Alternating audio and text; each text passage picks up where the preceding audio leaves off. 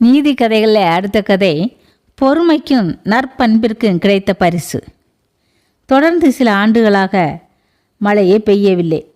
அந்த ஊரில் கடும் பஞ்சம் நிலவியது. மக்கள் பசியால் வாடினர். நல்ல உள்ளம் படைத்த செல்வந்தர் ஒருவரிடம் அந்த ஊர் மக்கள் சென்றனர்.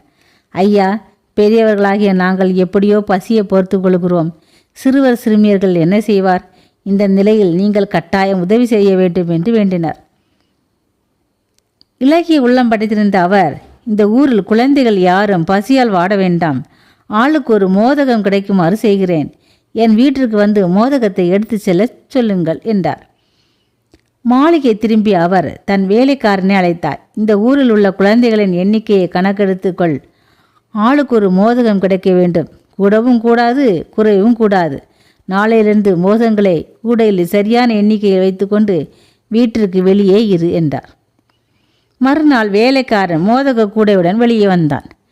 அங்கே காத்திருந்த சிறுவர் சிறுமியர் அவனை சூழ்ந்து கொண்டனர். கூடையை அவர்கள் முன் வைத்தான் அவன். பெரிய மோதகத்தை எடுப்பதில் ஒவ்வொருவரும் போட்டி போட்டனர். ஆனால் ஒரே ஒரு சிறுமி மட்டும் அமைதியாக இருந்தாள். எல்லோரும் எடுத்து சென்றது போக மிஞ்சி இருந்த சிறிய மோதகத்தை எடுத்துக்கொண்டு அங்கிருந்து மகிழ்ச்சியுடன் சென்றாள் அவள். இப்படியே தொடர்ந்து 4 நாட்கள் நடந்தது. எல்லாவற்றையும் கவனித்து கொண்டிருந்த செல்வந்தர்.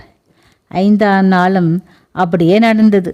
எஞ்சியிருந்த சிறிய மோதகத்தை எடுத்துக்கொண்டு புறப்பட்டாள் அந்த சிறுமி. தன் வீட்டிற்கு வந்தவள் தன் தாயிடம் அதை தந்தாள். அந்த மோதகத்தை பீத்தாள் தாய். அதற்குள்ள இருந்து ஒரு தங்க காசு கீழே விழுந்தது. அந்த தங்க காசை எடுத்துக்கொண்டு செல்வந்தரின் வீட்டிற்கு வந்தாள் சிறுமி.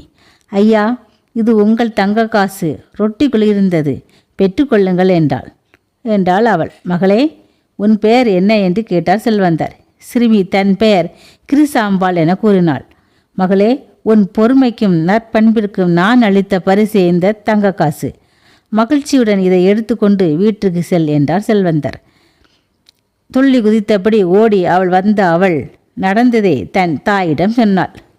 எனவே நாமும் பொறுமையாகவும் நேர்மையாகவும் இருந்தால் பெரியோர்களின் பரிசுகளை பெறலாம்.